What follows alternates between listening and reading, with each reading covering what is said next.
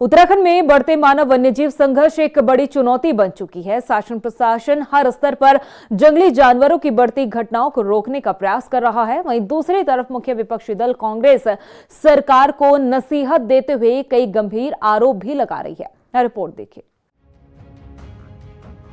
उत्तराखंड में जंगली जानवरों के हमलों की घटनाओं में एकाएक इजाफा हुआ है, जिसे लेकर लोगों के मन में दहशत देखने को मिली। अपने ही घरों में लोग डर के साए में जीने को मजबूर हो गए। मानव वन्यजीव संघर्ष की घटनाओं को रोकने के लिए लोगों ने सड़कों पर बैठकर प्रदर्शन भी किया, जिसका नतीजा ये हुआ कि सोया, वन महकमा जागा और मुख्यमंत्री पुष्कर सिंह धामी के निर्देश पर कड़े कदम उठाए गए। वन्यजीव प्रभावित क्षेत्रों में गश्त बढ़ाई गई। स्कूल जाने वाले बच्चों की सुरक्षा के लिए एस्कॉर्ट सुविधा देने का फैसला लिया गया। इसके साथ ही सरकार ने प्रभावित क्षेत्रों में सोलर फेंसिंग, सेंसर आधारित अलर्ट सिस्टम, हर जिले में आधुनिक बंधीकरण और नसबंदी केंद्र स्थापित करने का निर्देश दिए गए।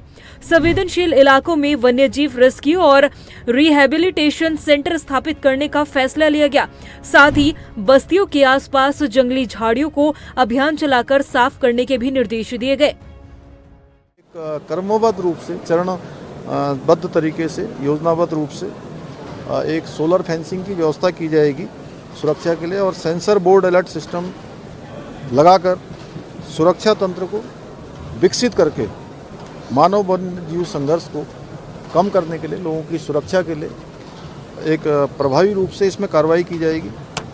और जो वन्यजीव लंगूर, बंदर, सुअर, भालू आदि के जनसंख्या, उनकी नियंत्रण के लिए, उनकी संख्या नियंत्रण में रहे, उसके लिए प्रत्येक जनपद में जो आधुनिक बंध्याकरण नसबंदी केंद्र की स्थापना भी की जाएगी। और वन विभाग इसके लिए सभी व्यवस्थाएं, प्रमुख सचिव साहब यहाँ पर हैं, क्योंकि हम लोगों ने ये तय किया है कि जल्दी से जो है इस दिशा में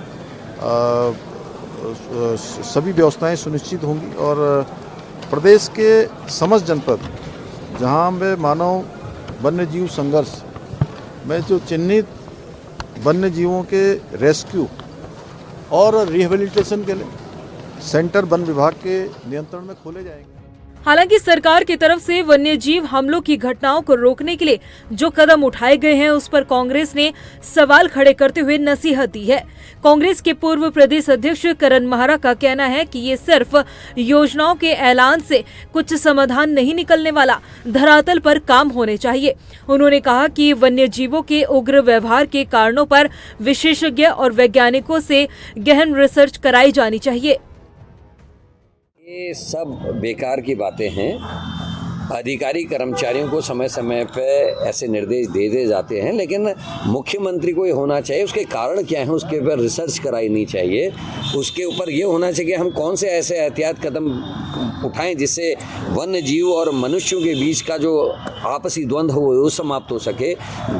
जो जंगलों में रहने वाले जानवर वो क्यों इतने उद्वेलित हो रहे हैं, क्या उनको परेशानियां हैं, ये सरकार का काम है। केवल अधिकारियों को निर्देश देने से नहीं होगा। आपने क्या कोई ऐसी बहस रखी, एक विशेष सत्र बुलाते जिसमें सुझाव लेते? प्रदेश में बढ़ते वन्यजीव हमलों की घटनाओं को लेकर लोगों में डर का माहौल बना हुआ है, जिसके चलते अब धामी सरकार ने नया एक्शन प्लान तैयार कर अधिकारियों को सख्त निर्देश दिए हैं। वहीं दूसरी तरफ मुख्य विपक्षी दल कांग्रेस ने भी सरकार पर सवाल खड़े करते हुए जंगली जानवरों के व्यवहार को लेकर जांच कराने का एक बेहतर सुझाव दिया है। अब देखना ये होगा कि सरकार विपक्ष के सुझाव पर अमल करती है या फिर अपनी ही रणनीति पर काम करेगी। रफ्तार मीडिया के लिए देहरादून से अशोक कुमार के साथ ब्यूरो रिपोर्ट।